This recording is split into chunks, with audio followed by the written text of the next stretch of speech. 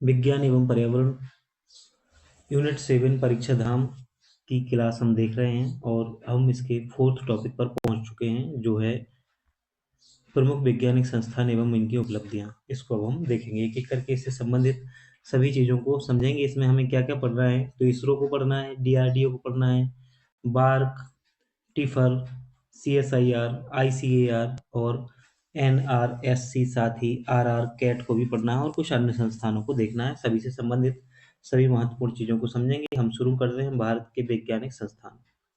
क्या हुआ, 4 मार्च 1998 का, माफ कीजिएगा, 4 मार्च 1958 का समय था। भारतीय संसद का वह स्वर्णिम दिवस जब संसद ने प्रस्ताव पारित कर विज्ञान के विकास के लिए सरकार को विशिष्ट उत्तरदायित्व सौंपे।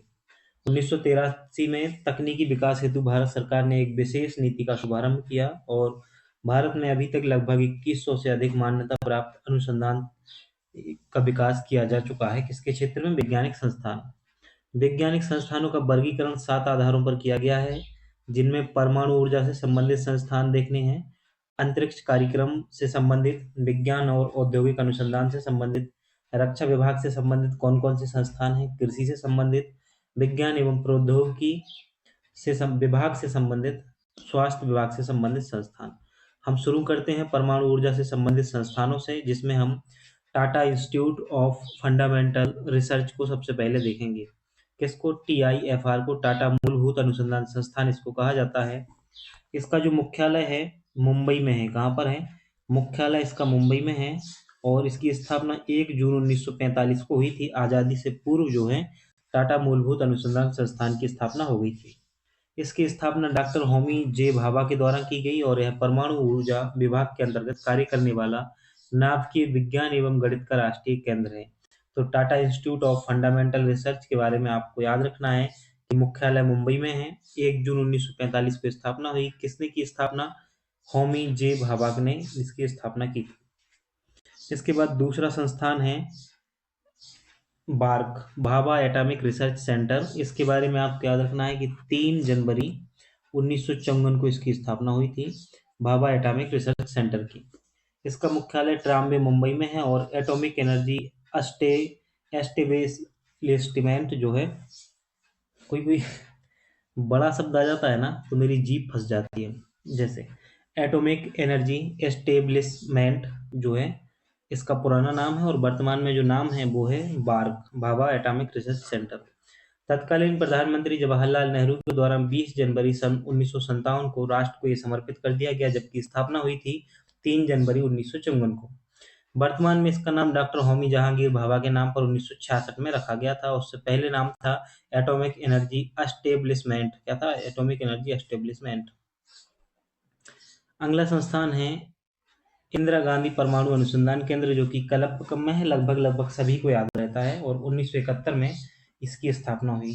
इसका कार्य है फास्ट ब्रीडर रिएक्टर से संबंध में अनुसंधान एवं विकास करना इसका कार्य है। इस केंद्र में स्थित फास्ट ब्रीडर रिएक्टर विश्व में पहला रिएक्टर है जो प्लूटोनियम यूरेनियम मिश्रित कार्बाइड ईंधन पर कार्य करता है और भारत विश्व का 7वां देश है जिसके पास फास्ट ब्रीडर रिएक्टर है। तो यह पॉइंट भी आपको याद रखना है। सबसे पहले तो यह याद रखना है कि इंदिरा गांधी परमाणु अनुसंधान संस्थान का मुख्यालय कलपक्कम में है और स्थापना 1971 में हुई है। और कार्य याद रखना है, फास्ट ब्रीडर रिएक्टर के संबंध में अनुसंधान एवं विकास कार्य करना इसका उद्देश्य है। अगला जो संस्थान है राजा रमन्ना उच्च प्रौद्योगिकी केंद्र, इसका स्थापना 1984 में हुई। तो आरआर कैट जो है इसकी स्थापना 1984 में हुई और मुख्यालय जो है इंदौर में है। कहाँ पर है मुख्यालय? इंदौर में है, इसलिए ये महत्वपूर्ण हो जाता है एमपीपीएससी के लिए। कार्य की बात करें तो लेजर एवं कणों के त्वरकों के क्षेत्र का विकास करना। यह भारत के परमाणु ऊर्जा विभाग की एक इकाई है। क्या? राजा रमन्ना उच्च प्रौद्योगिकी केंद्र, आरआर कैट जिसे कहा जाता है, जिसकी स्थापना 1984 में हुई और मुख्यालय इंदौर में है। वेरिएबल एनर्जी साइक्लोट्रॉन केंद्र की बात करें तो कलकत्ता में इसका मुख्यालय है। वीको, वेरिएबल एनर्जी साइक्लोट्रॉन केंद्र, कलकत्ता में मुख्यालय है। सिस्टम इंजीनियरिंग और एकीकरण सेवाओं के लिए वन स्टॉप समाधान प्रदाता है। विशेष की बात करें तो साइक्लोट्रॉन द्वारा अत्यंत सूक्ष्म कणों की वृत्ताकार कक्षाओं में परिक्रमा करते हुए इनके घूमने की गति को चुंबकीय एवं विद्युत ऊर्जा की सहायता से बढ़ाया जा सकता है। अगला है Saha institute of nuclear physics, इसका मुख्यालय कलकत्ता में है, और इंस्टीट्यूट ऑफ फिजिक्स जो है इसका मुख्यालय भुवनेश्वर में है। कहाँ पर है? इंस्टीट्यूट ऑफ फिजिक्स का मुख्यालय भुवनेश्वर में है। टाटा मेमोरियल सेंटर पूछा जाए, टीएमसी का मुख्यालय तो मुंबई में है।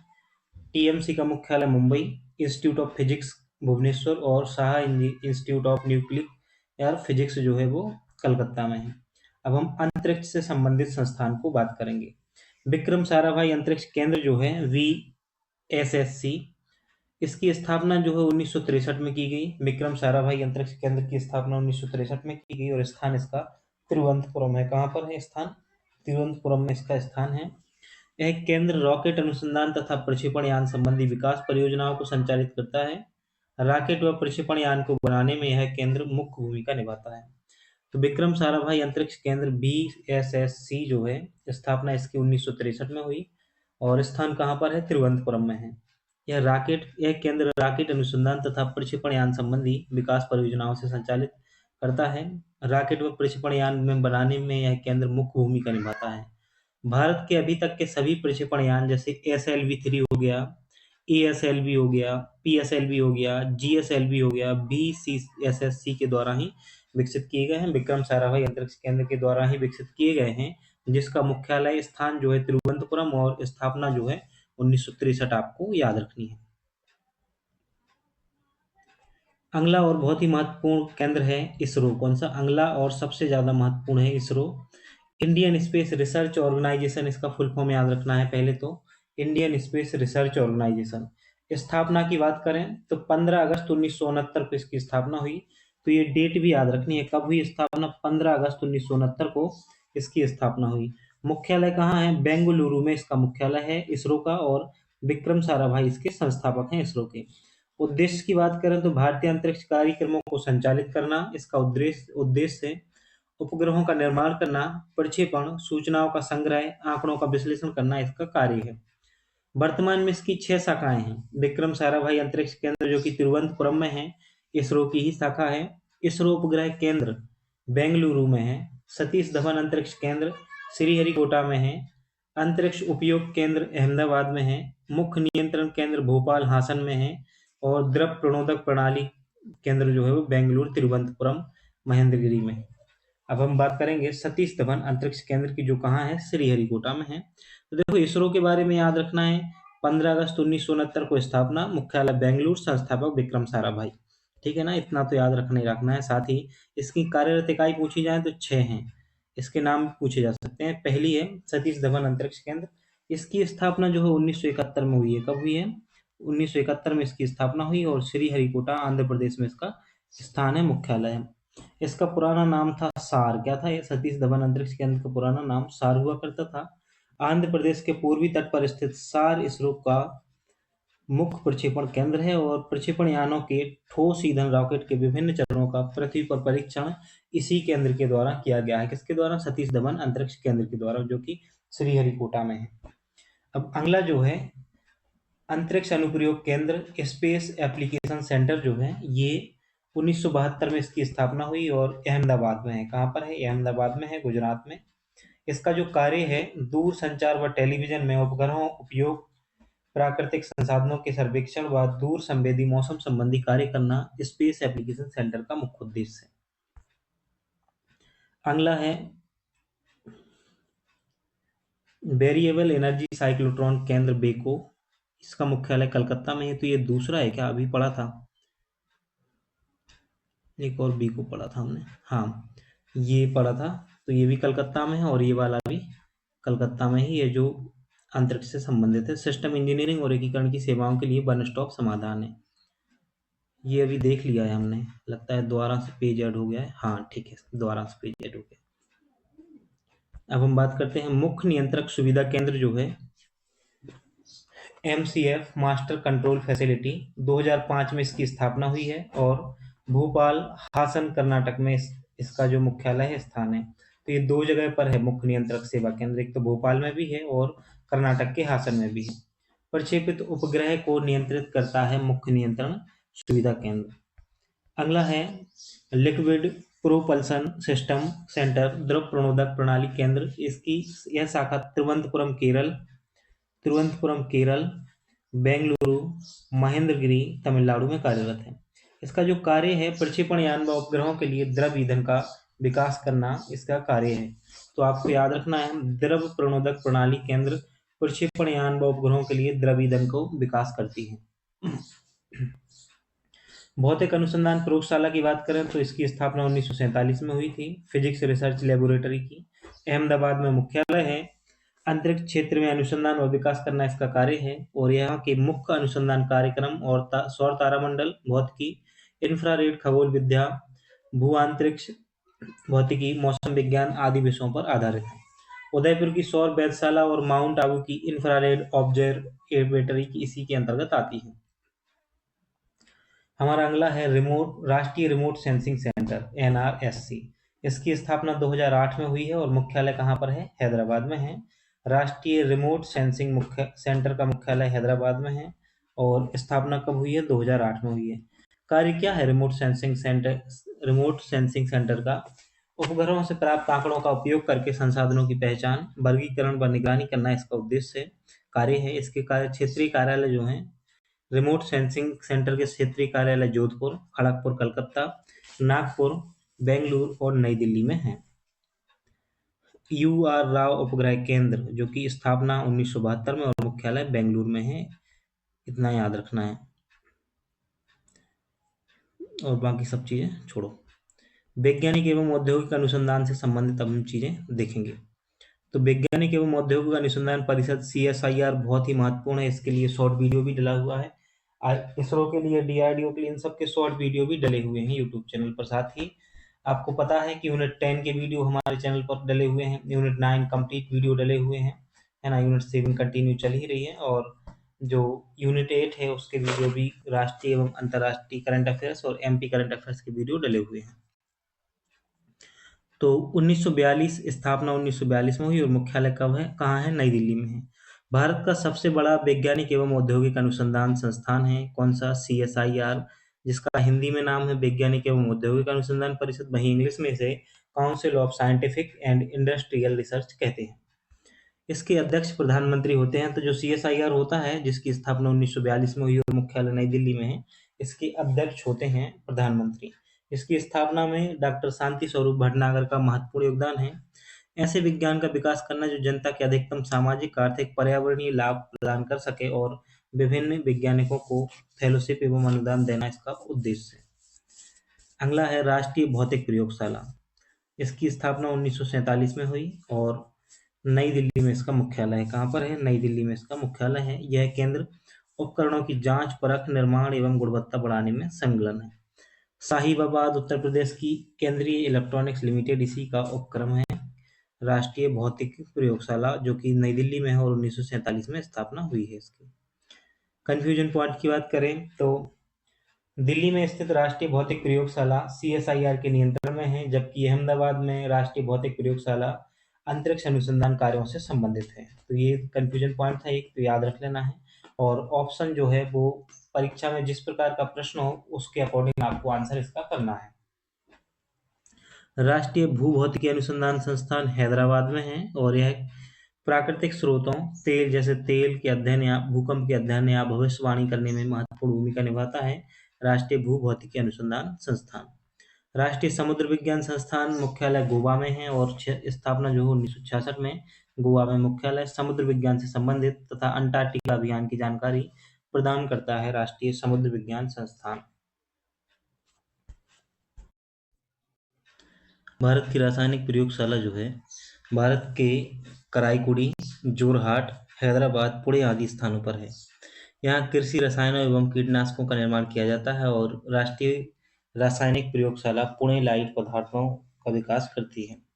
तो भारत की जो रासायनिक प्रयोगशाला है वो पूरी कराईकुड़ी, जोरहाट, हैदराबाद, पुणे आदि स्थानों पर है। केंद्रीय खाद्य प्रौद्योगिकी अनुसंधान संस्थान की बात करें तो 1950 में इसकी स्थापना हुई है। किसकी? केंद्रीय खाद्य प्रौद्योगिकी अनुसंधान संस्थान की स्थापना जो है 1950 में हुई और कहाँ पर? मैसूर, कर्नाटक में इसका मुख्यालय है। दूध पाउडर निर्माण, चावल के भूसे से तेल निर्माण एवं खाद्य उत्पादों के नए स्रोतों को खोजा जाता है। वैज्ञानिक और औद्योगिक अनुसंधान परिषद CSIR के अंतर्गत घटक प्रयोगशाला में से ये एक है। कौन सी? राष्ट्रीय केंद्रीय खाद्य प्रौद्योगिकी अनुसंधान संस्थान। कहाँ है मुख्यालय इसका? मैसूर, कर्नाटक में 1950 में स्थापना हुई है। साइट की बात करें, भारतीय कंप्यूटर आपातकालीन प्रतिक्रिया टीम जो होती है, Indian computer emergency response team, इसकी स्थापना 2004 में हुई है और इसका मुख्यालय जो है नई दिल्ली में है। तो इसकी स्थापना कब हुई है? 2004 में, और मुख्यालय कहाँ पर है? नई दिल्ली में इसका मुख्यालय है। भारतीय सूचना प्रौद्योगिकी विभाग द्वारा स्थापित किया गया है इसे, और साइबर सुरक्षा के क्षेत्र में प्रभावी कार्यों को बढ़ावा देता है। साइटिन Indian computer emergency response team जो है, इसका मुख्यालय नई दिल्ली में है और स्थापना कब हुई है? 2004 में हुई है। रक्षा विभाग से संबंधित अनुसंधान संस्थान की बात करें तो डीआरडीओ जो पहला महत्वपूर्ण संस्थान है, इसका फुल फॉर्म है defence research and development organisation. 1958 में स्थापना हुई है और दिल्ली में इसका मुख्यालय है। यहाँ से क्वेश्चन पूछे जाने की संभावना 100% है। तो 1958 में स्थापना हुई है और मुख्यालय कहाँ है? दिल्ली में है। फुल फॉर्म आपको याद रखना है।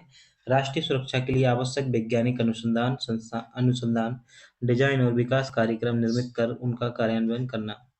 गुरुजल बोर्ड की बात करें तो गुरुजल बोर्ड जो है मुंबई में इसका मुख्यालय है और भारत वर्तमान में विश्व का सर्वाधिक गुरुजल यानी कि भारी जल डी2ओ जो है उत्पादन करने वाला देश है। सर्वाधिक उत्पादन करता है भारी जल का। अन्य गुरुजल संयंत्रों में हजीरा गुजरात में है, बड़ौदा गुजरात में, मानगुरु तेलंगाना और थाल महाराष्ट्र, तलचर उड़ीसा और रावत भाटा राजस्थान में है। अन्य रक्षा विभाग से संबंधित संस्थानों की बात करें तो हिंदुस्तान एरोनॉटिक्स लिमिटेड बेंगलुरु में है, भारत इलेक्ट्रॉनिक्स लिमिटेड बेंगलुरु में है, भारत अर्थ मूवर्स लिमिटेड बेंगलुरु में है, गोवा शिपयार्ड लिमिटेड गोवा में, भारत डायनामिक्स लिमिटेड हैदराबाद, मिश्र धातु निगम लिमिटेड हैदराबाद में है।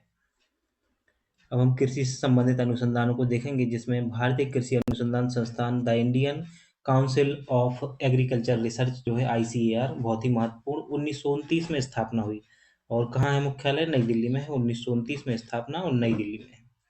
उद्देश्य क्या है? तो कृषि वानिकी, उद्यान एवं पशुपालन क्षेत्र में अनुसंधान एवं विकास पर जोर देना इसका प्रमुख उद्देश्य है। कृषि विभाग से संबंधित अन्य संस्थानों में राष्ट्रीय डेयरी अनुसंधान संस्थान करनाल, तो राष्ट्रीय डेयरी अनुसंधान संस्थान करनाल में है, केंद्रीय चावल अनुसंधान संस्थान कटक में है, केंद्रीय गन्ना अनुसंधान संस्थान लखनऊ, केंद्रीय गन्ना प्रजनन ब्रीड्स संस्थान कोयम्बटूर, केंद्रीय कृषि इंजीनियरिंग संस्थान भोपाल, केंद्रीय मक्का अनुसंधान संस्थान नई दिल्ली में है। बहुत ही महत्वपूर्ण है, और है ना, नई दिल्ली में है और बहुत ही महत्वपूर्ण है। भारतीय माफ कीजिएगा राष्ट्रीय सोयाबीन अनुसंधान संस्थान केंद्र कहाँ पर है?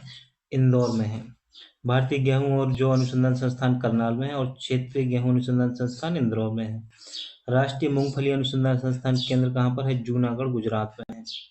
महात्मा गांधी समेकित कृषि अनुसंधान संस्थान जो है वो पिपरा कोठी बिहार में है।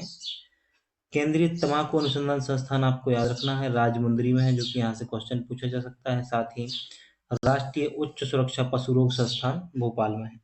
भारतीय तिलहन अनुसंधान संस्थान जो है वो हैदराबाद में है। इस टेबल को, इसको एक बार दोबारा से देखें तो आपको याद रखना है, जो डेयरी अनुसंधान संस्थान करनाल में है इसको, चावल अनुसंधान संस्थान कटक में है जो इसको भी याद रखना है, गन्ना अनुसंधान संस्थान जो कि लखनऊ में है ना, ये भी याद रखना है, मक्का अनुसंधान संस्थान नई दिल्ली में है, सोयाबीन अनुसंधान केंद्र इंदौर में है। ये चीजें याद रखनी है। और तंबाकू अनुसंधान संस्थान केंद्र जो है राजमुंदरी में है, यह भी याद रखना है।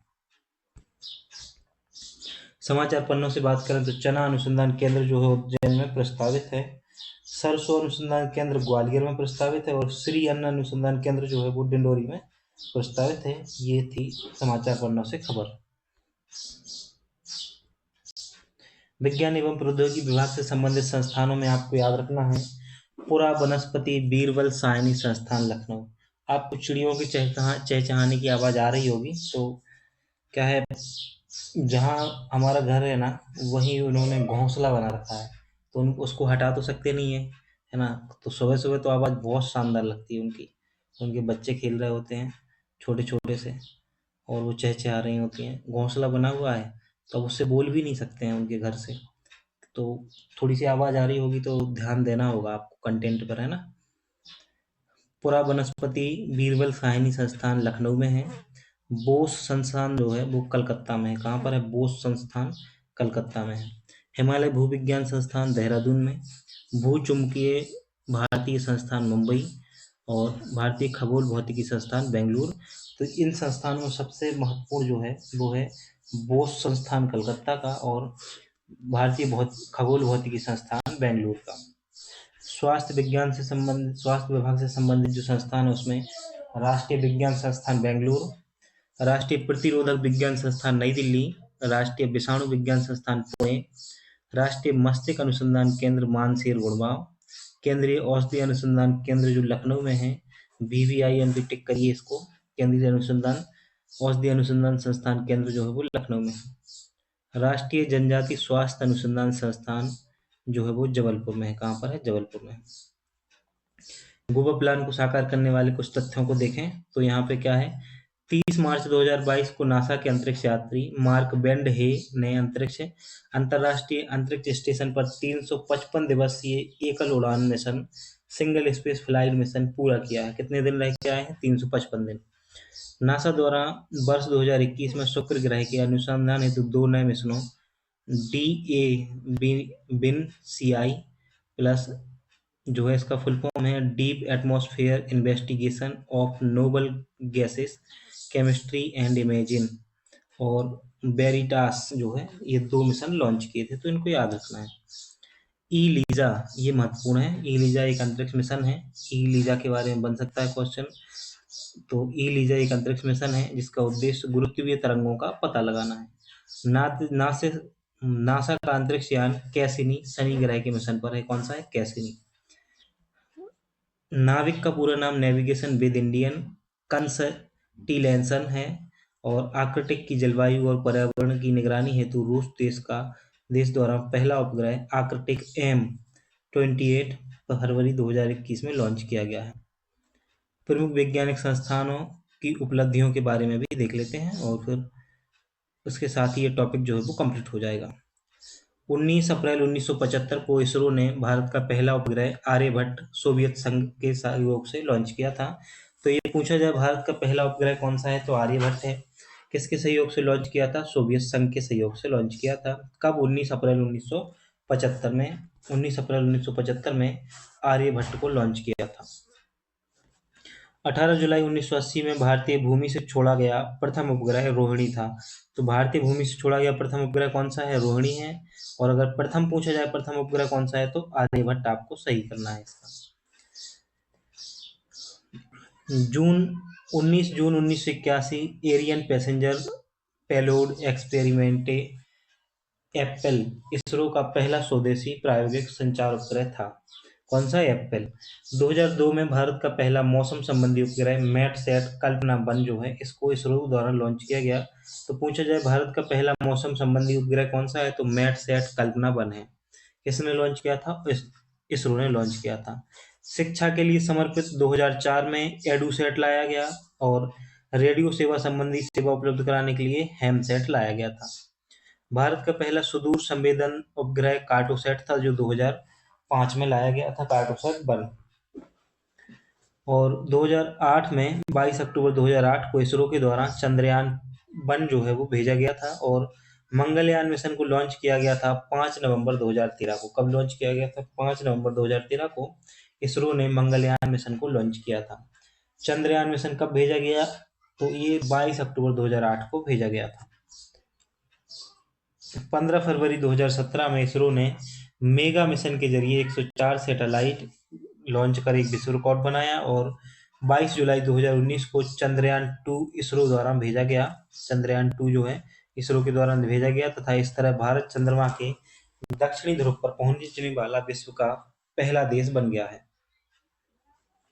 27 मार्च 2019 को DRDO द्वारा मिशन शक्ति एंटी सैटेलाइट मिसाइल से अंतरिक्ष में एक लाइव सैटेलाइट को सफलतापूर्वक ध्वस्त किया गया। सैटेलाइट को मार गिराने की क्षमता रखने वाले भारत का विश्व का चौथा देश बन गया है। 2020 में इसरो द्वारा अर्धमानवीय रोबोट बायोमित्र को लॉन्च किया गया है। तो पूछा जा सकता है कि मिशन शक्ति किसका है तो DRDO का है। कैसा है? एंटी सैटेलाइट मिसाइल अंतरिक्ष मिशन है। और पूछा जाएगा बायोमित्र किसका है तो इसरो के द्वारा लॉन्च किया गया है, अर्धमानवीय रोबोट है। इसरो के द्वारा श्रीहरिकोटा सतीश धवन केंद्र से क्या किया गया है, LVM-3 M4 रॉकेट की सहायता से चंद्रयान-3 को छोड़ा गया। 23 अगस्त 2023 को यह सफलतापूर्वक चंद्रमा के दक्षिणी ध्रुव पर पहुंचा। कब? 23 अगस्त 2023 को। कब छोड़ा गया था? 14 जुलाई 2023 को छोड़ा गया था। आदित्य L1 जो है ये भी इसरो का है और सूर्य के अध्ययन से संबंधित है। और ये कब लॉन्च किया गया है? 2 सितंबर 2023 को लॉन्च किया गया है, 2 सितंबर 2023 को। 1960 में DRDO ने इंडिगो लॉन्च किया, जिसका उद्देश्य सतह से हवा में मार करने वाली मिसाइल को विकसित करना है। तो इंडिगो प्रोजेक्ट जो है वो क्या करता है? सतह से हवा में मार करने वाली मिसाइल को विकसित करता है। इंडिगो प्रोजेक्ट किसका है? DRDO का है। 1983 में DRDO ने समन्वित निर्देशित प्रक्षेपास्त्र विकास कार्यक्रम IGMDP APJ अब्दुल कलाम की अध्यक्षता में शुरू किया। कब? 1983 में। और 5 मिसाइल इसके तहत बनाई गई हैं इस कार्यक्रम के तहत। तो पृथ्वी, अग्नि, त्रिशूल, नाग और आकाश से लॉन्च की हैं।